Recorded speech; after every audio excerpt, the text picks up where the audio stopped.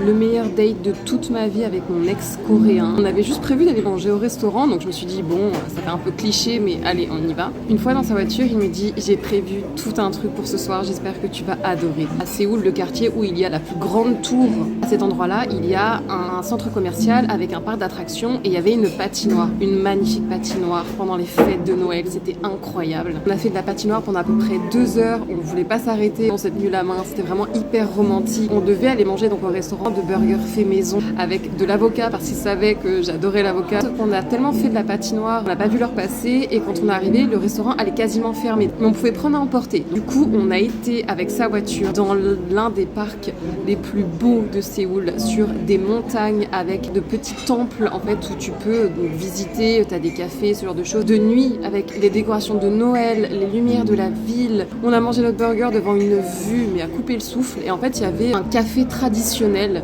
Donc on s'est posé avec donc une vue improbable. On a discuté jusqu'à pas d'heure et en fait on voulait tellement pas rentrer. On a fait une promenade dans le parc et l'hiver, il faisait hyper froid. Mais on voulait tellement pas se quitter parce que la soirée s'était tellement bien passée.